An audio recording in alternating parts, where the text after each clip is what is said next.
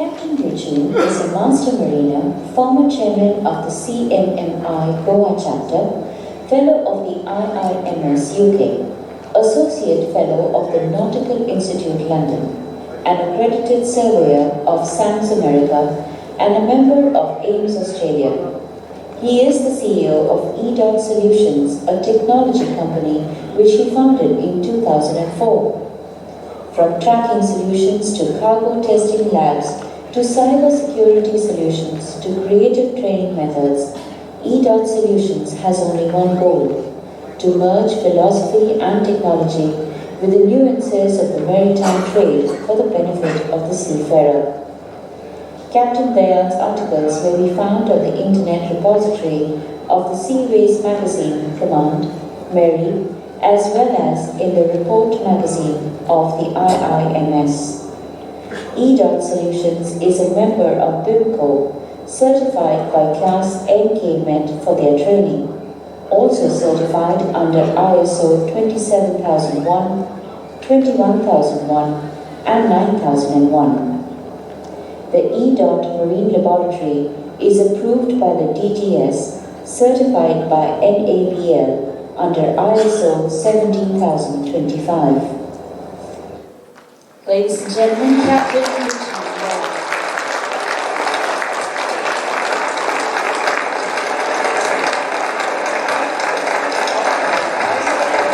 Hello.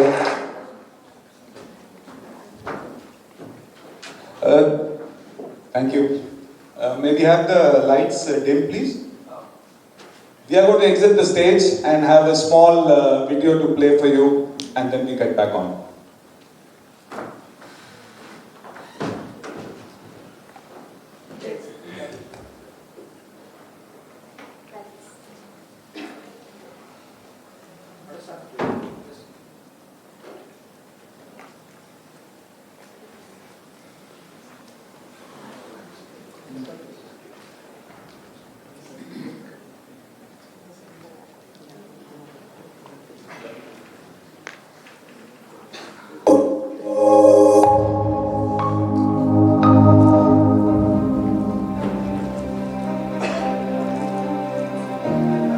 This is the motor tanker Moonhorse, a 150,000-tonner carrying crude from the Gulf to Japan. The vessel is approaching Malacca Straits. The big alteration to starboard is at about 2200 hours. Many sign-offs have been planned in Singapore during bunkering. Master is to be relieved, and after 6 long months, he is really looking forward to going home. Chief Officer is handing over the watch to the third mate. It is Steve's first contract as a duty officer. In fact, he has just joined the vessel in Sharjah only a few days back. Captain will be up shortly. He is catching a couple of hours of rest. He will be awake all night after 2200 hours. In any case, give him a call if you are in doubt about anything at all or just before the alteration. Usually he will come up himself before that. Okay, Chief. Well understood. Handing over con to you then. Con with me. Good night.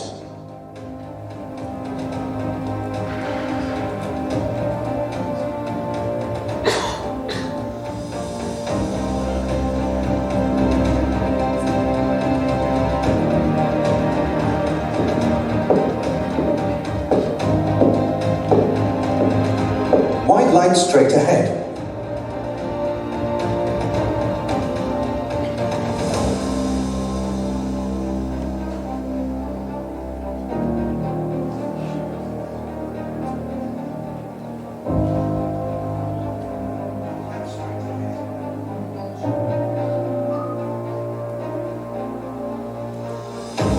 Passing clear, Malcolm. Can see her red light. The third mate is aware that he must use the radar fix as the primary position fixing method during a coastal passage. Well, this is his first opportunity as an officer of the watch. That's strange. I have never seen this difference before. Am I making a mistake in my bearing and distance? Is it the state of the tide? How do I identify which part of the coast is visible on the radar? Let's wait and watch.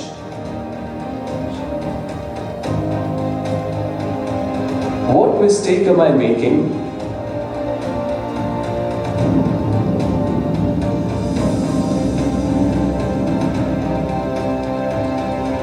The captain may come up any time and may see me plotting a wrong position.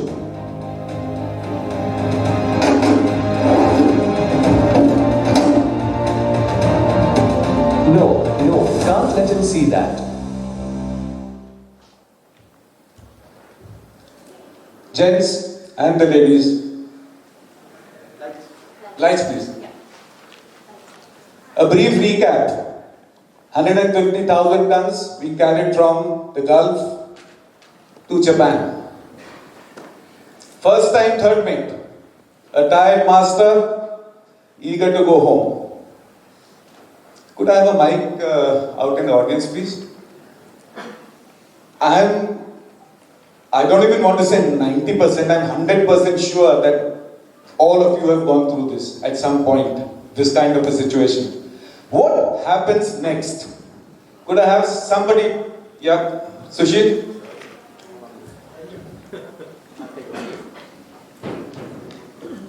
Nothing. The captain comes up, he sees everything normal. If at all captain comes up, he calls up the captain, he probably writes his night orders. Everything hunky-dory, he goes down back. Alright. Somebody else? Different point of view? What happens next? I'll give you, it's a spoiler, this is a true case. So I will tell you what actually happened after that. But what do you think happened next? Yes, sir?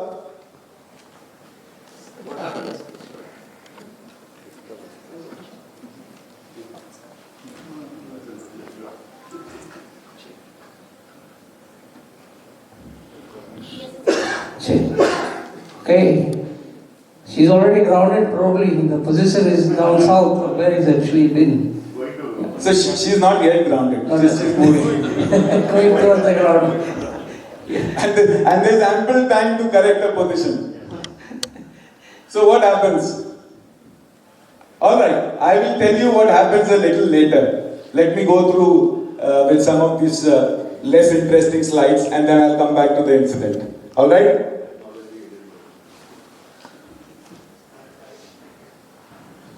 Yeah. So what I've tried to do is create a common sense scale because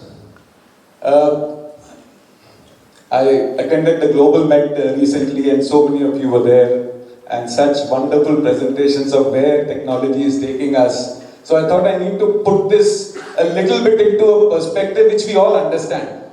So the left hand side is a straight, it's a common sense scale from something which is poor to something that can be astonishing. 90 to 2030, well, except for a few of the youngsters and maybe Shaukat, he was born after in the 21st century. So most of us were there in the 90s and hopefully by God's grace some of us will be there until 2030. So I put that as the living years and I tried to plot as to how the automation progress from the time, in the early 80s. There were UMS ships even in the early 80s. But there was no connectivity. So I tried to plot as to what happened, in the 90s and where are we going? We are going to, from simple SCADA systems to unmanned ships. Somewhere close to 2010, we started realizing that we want more control. So all the simple SCADA systems, they were simple, so-called, but we wanted them all in our pocket.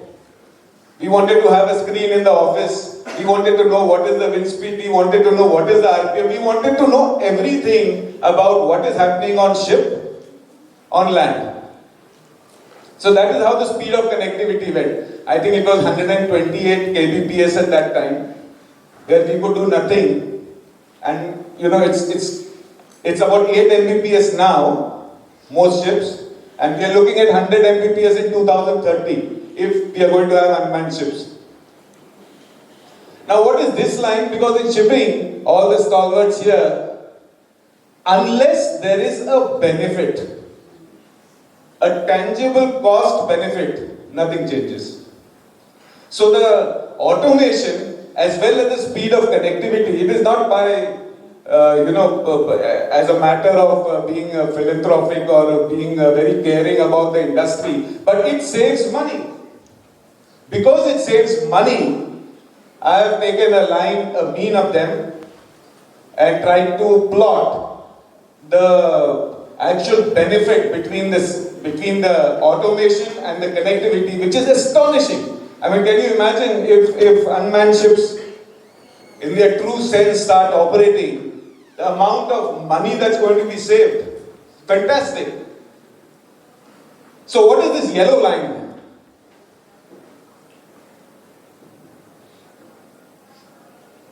Really, this is the aptitude of the seafarer in learning about handling technology. I'm sure, I think 60-70% will be having iPhone 13, 14 here, right? Or Samsung and the flip phones and stuff like that. So we use technology, but really how much do we know about how it operates? Do we doubt enough? Or we just use it because we think it is completely safe and sound and that is, that's like God. So this is seafarer's aptitude to handling technology. What is this then? This is really the gap between what we need to know, how far we are lagging behind. Now when we talk of risk, in the Global Met we had this presentation where somebody said that he's going to come on board and within a week or two, 500 sensors are going to be fitted. Maybe $10,000-$20,000 it's going to cost. And maybe in 5 years' time you're going to recover your money. So what is this risk we are talking about? Unfortunately, in the conventional sense, when we speak of risk, people say, there must be that $10,000-$20,000 we are going to lose. It doesn't work. Say it doesn't work. So what? It's a risk worth taking. Right? But that is not the risk. The risk is how you are exposing your systems to try and save that little bit of $10,000 or $20,000 in 3 to 5 years. And maybe after that. The risk we are talking about is the impact to the activity it's going to have. These 10, 20, 100, 500 sensors are going to use your vessel's Ethernet system to transfer data into the vendor's servers.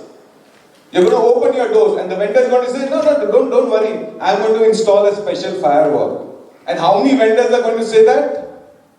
Plenty. So you have different vendors, different firewalls. There is not a central location in a ship management company where every password of every firewall is even there. In fact, it's so embarrassing sometimes.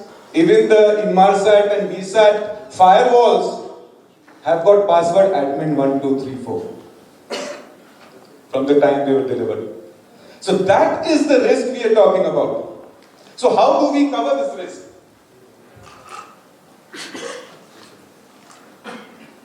So we agree, this is risk, and when there is risk, you are, this word comes up all the time.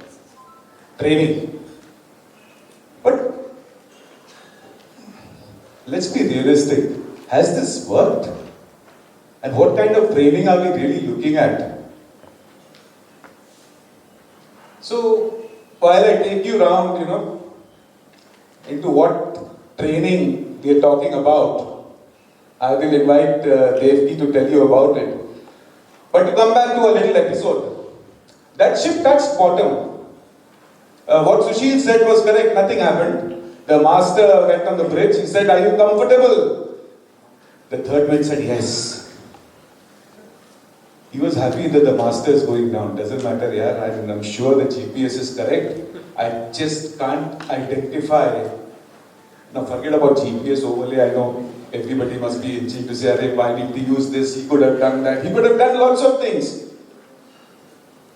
But you know what? He didn't. He didn't know. He didn't have the right kind of instinct. The ship touched bottom. And you know what? Nobody came to know until dry dock. So the master went home. Second mate third mate completed his contract. And then finally when the vessel went into dry dock many months later, they found that it had got damaged and they started working back. They started working and trying to find out as to how that could have happened, when it could have happened, where was the vessel flying. And then they went actually to their homes and had a full investigation.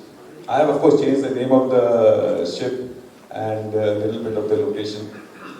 Right, I'm going to hand over to Devki, who's going to take you through the training bit very quickly. Devki. So the point that we're trying to make here is that when we talk of future skills, what we actually need is the ability to leverage technology with the risks that it comes with. So how do we acquire this ability? Training will be a very instinctive answer, but does training work? Or rather, in its present form, has training worked for us? It's been 20 decades since the safety management system has kicked in, with numerous courses, checklists, drills, whatnot. But have our pilot ladder incidents or our enclosed space casualties really reduced? Not helping, right? So here is where we need, when we talk of maritime technology, we need the seafarers to have this ability to understand the risks that are involved with the technology that they are using. And hence, we need to replace training in its present form that we have it, as we have today, with visual aids that take in a critical response at the time when it is most needed. Now we are talking of a critical response which is like an instinct. If we rely on memory of the seafarer who has learned the training or who has gone through, we know that it is not working because our seafarers are not able to recollect the information that is taught to them or that they have viewed or that is or they have seen. It is important that this knowledge comes to use like an instinct. But mind you, instinct cannot be taught. Instinct needs to be developed, and instinct can be developed only slowly. It's like driving. You're not conscious about it while driving, but it's there, it's with you. You know what to do when. All of a sudden an emergency comes in, you know what is to be done. So that is why at EDot Solutions, we believe that we need to empower our seafarers with technological awareness, the confidence and the reasoning ability which will not make them rely on technology blindly and which will create a culture of learning that will make critical response as a conditioned reflex. That's why we are working on the EDot visualization aid, which is our very own EVA, which strives to create an environment of learning wherein we are able to present content which is more engaging and entertaining and not just understood for the sake of passing exams, but something which they will apply when it is needed the most. Thank you.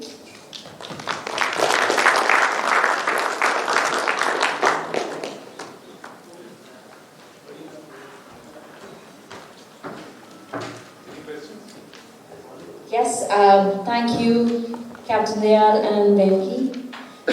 They are asking if there's any question in the house. Oh, okay. I see Andrew. Andrew having a question? Yes. Andrew has a question. Hi. Captain Dayal, could you come here? Captain Dayal, could you come in here? Yeah. Yeah, that's great. It's not so much of a question, it's more of an observation as well. I mean, the gamification tools that are out there are really, really good. So we've used these with a lot of the cadets and they really get into it, and it's a quick, open exercise, they enjoy it. So you're right, it's more of an interaction. I think you're never going to get away from the regulatory requirements, but there are lots of different tools. You know, cloud simulation where people can go into virtual stuff like metaverse and actually interact with things. It's not the answer on itself, but it's an ecosystem of training solutions, right? So yeah, I applaud where you're trying to get to. Sounds good. Yep, thank you. We've gone one step ahead than the gamification. If you like Friends, we can have Friends for a company-specific Friends serial with the same friends enacting different scenarios on board, different scenarios for learning. Try EEXI, EEDI, the same set of friends enacting and teaching you that. Thank you. Thank you, Captain Dayal. Captain Dayal, if you can come on stage, please, and I call upon Shaukat Mukherjee and also Wensi Vegas to please come up on stage and join us on stage. I'd like to invite also on stage with us Dr. Malini Shankar, who joined us in the afternoon, our guest of honor. Thank you for joining us, ma'am. Please come up on stage. Ladies and gentlemen, please. Thank you so much.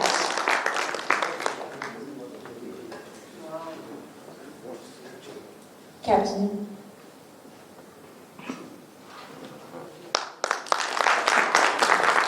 Thank you, Captain Wensi Davis.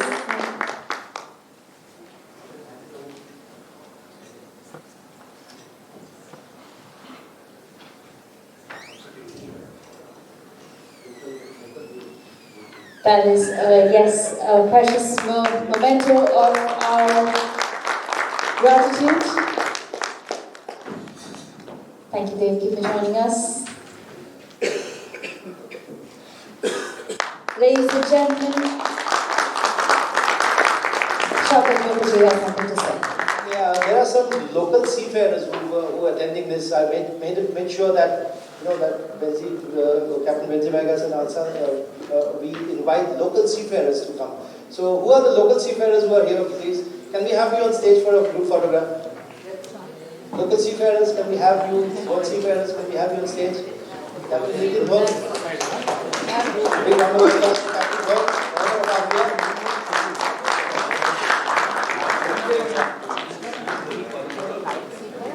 Oh, that's about 75%. Proud to be known seafarers. Yes, Marriott crew to please increase lights and lighting. Marriott crew, please increase the lighting.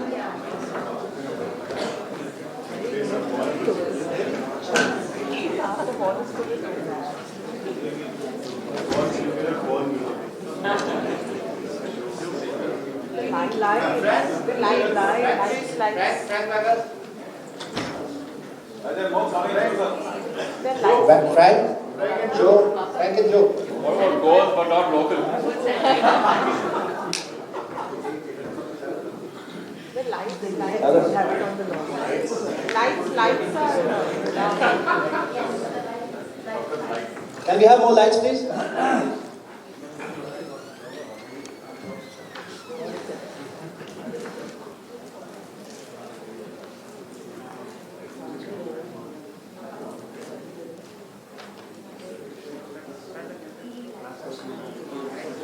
Lights.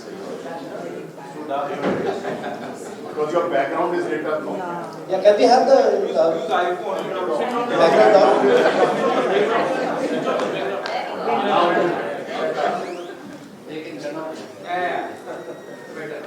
Now better.